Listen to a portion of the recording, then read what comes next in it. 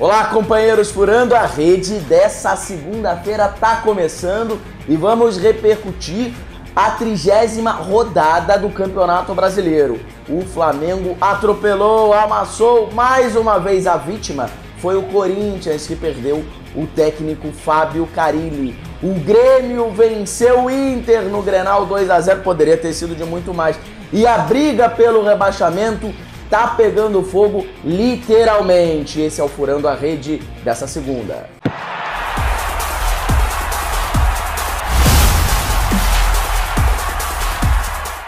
É isso aí, meus amigos. Antes da gente analisar essa rodada, vou pedir para você dar aquele joinha, vou pedir para você se inscrever aqui na Drible TV. Se você ama futebol, você tá no lugar certo. Aqui a gente tem como conteúdo prioritário só futebol. Aliás, é a única coisa que a gente faz, é falar sobre futebol, que pra gente é a melhor invenção do homem.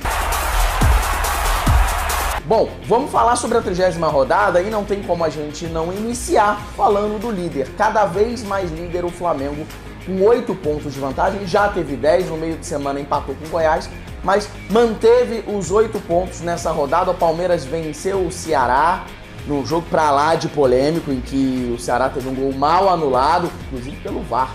E muita gente fala que o VAR que é o problema, não é o VAR que é o problema, é quem manipula o VAR. O Ceará foi prejudicado contra o Palmeiras, mas o Flamengo não tem nada a ver com isso, fez o seu papel, atropelou o Flamengo.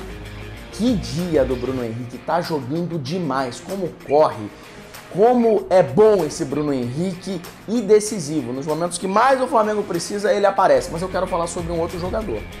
Quero falar sobre um jogador que só o Flamengo tem no Campeonato Brasileiro. Aliás, no mundo poucos times têm um jogador com tanta qualidade que nem o Gerson. O Gerson ontem fez a diferença mais uma vez. O Flamengo tinha o domínio do jogo, mas não conseguia furar o bloqueio do Corinthians. Conseguiu o pênalti, abriu o placar, depois da defesa do Cássio, o Bruno Henrique pegou o rebote e fez o gol. Mas no segundo gol, o Corinthians ia sair um pouco mais pro ataque, poderia virar um jogo difícil, só que o Gerson não deixou com que o jogo virasse difícil.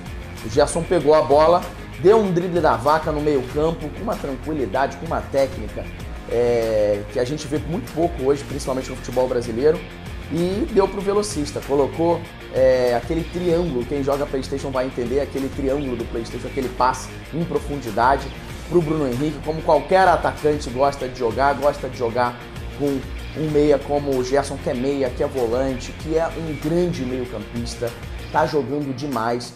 E eu acho que ele é um dos principais jogadores desse Flamengo. Aí você vai falar, qual é o principal jogador? É o Gabigol. O Gabigol que decide, é o Bruno Henrique.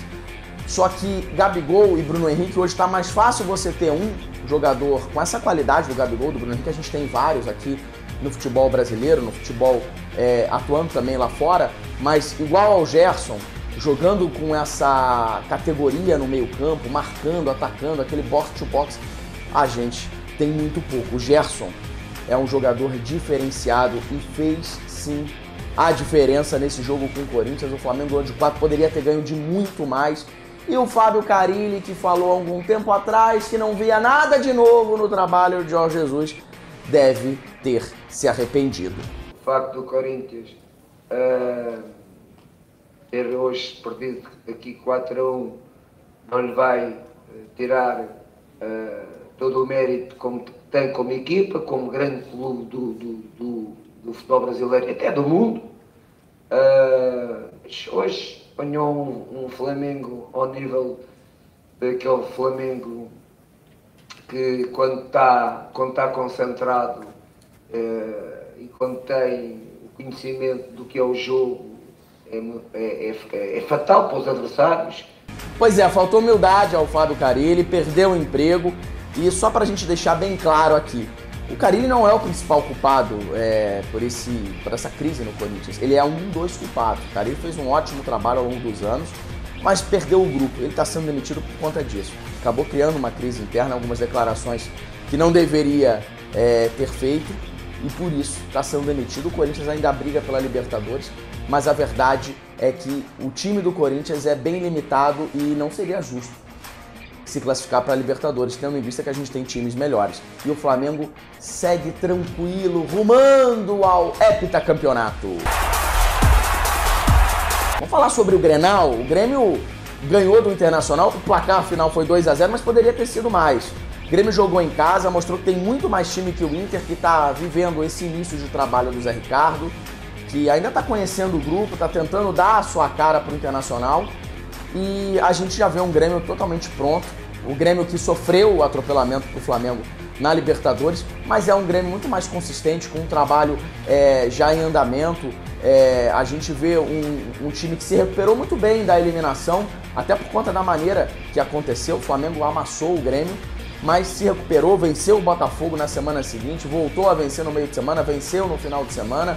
O Grêmio mostra que continua muito forte, e eu já disse aqui e repito, o Grêmio vai à Libertadores 2020 e vai logo direto na fase de grupo, vai ficar entre os 4, porque o Grêmio poderia até ter alçado voos maiores no Campeonato Brasileiro, não poupasse tanto para jogar as Copas. O Grêmio tem que entender que o Campeonato Brasileiro existe. O Grêmio, o último que o Tricolor Gaúcho venceu foi lá em 1996. Poderia, na temporada que vem, formar de repente um elenco mais qualificado ou não, mas não poupar tanto.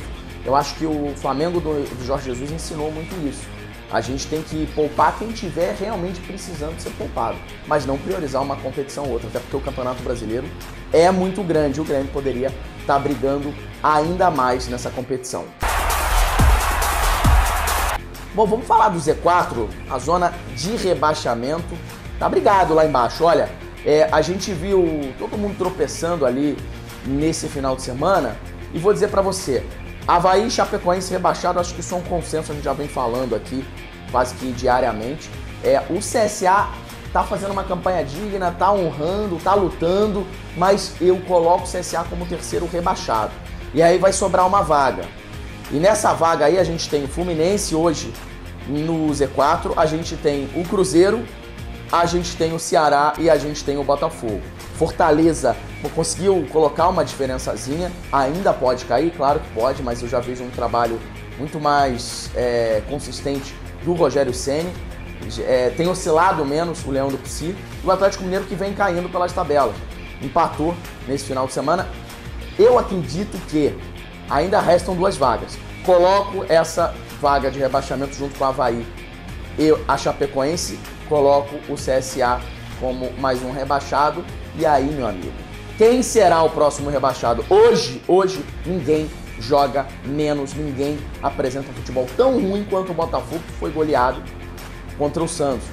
Só que terá alguns jogos-chave mais pra frente, o próprio Ceará em casa, a Chapecoense, que já pode estar rebaixada matematicamente fora e pode conseguir se recuperar, mas não tem jogado absolutamente nada. O Fluminense jogou contra o Vasco, o clássico, no final de semana, e criou muito, deveria ter saído com a vitória, merecia, mas é muito incompetente na hora de finalizar.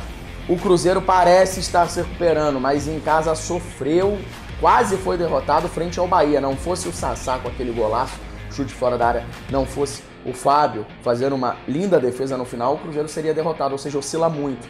A verdade é que temos muitas chances de um time grande jogar a Série B em 2020.